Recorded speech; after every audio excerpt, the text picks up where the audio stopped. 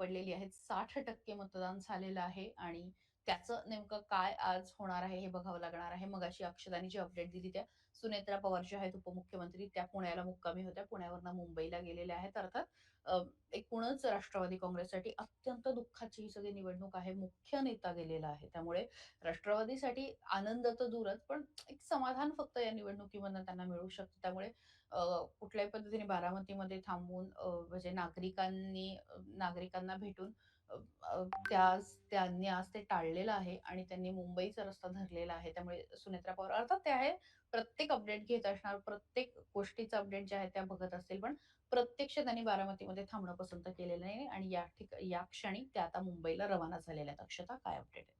अर्थातच सुनेत्रा पवारांचं पण पाहिलं, की त्या मुंबईला रवाना झाल्याचं पाहायला मिळतंय. कारण की अर्थातच ही भावनिक निवडणूक होती.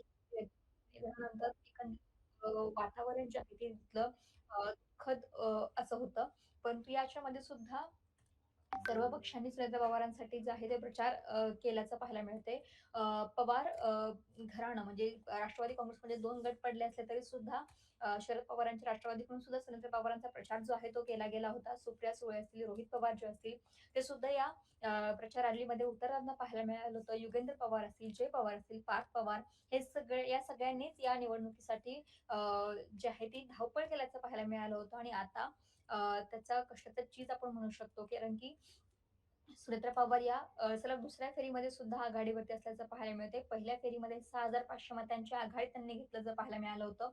पोस्ट मतमोजणीमध्ये सुद्धा सुनेत्रा पवार या आघाडीवरती होत्या आणि आता दुसऱ्या फेरीची मतमोजणी जी आहे ती सुरू आहे आणि दुसऱ्या फेरीमध्ये सुद्धा सुनेत्रा पवार या आघाडीवरती असल्याचं पाहायला मिळते.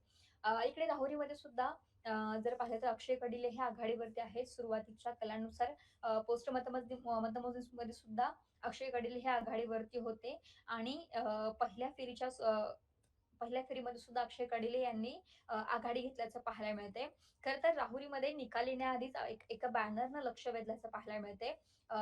पुण्यामध्ये अक्षय कडिले यांच्या विजयाचे बॅनर लागलेले आहे. भाजप पदाधिकाऱ्यांनी हे बॅनर लावल्याचं पाहायला मिळते. मित्र आमदार झाल्याबद्दल हार्दिक अभिनंदन अशा मजकूर असलेला हा बॅनर आहे. आपण स्क्रीनवरती पाहू शकतो.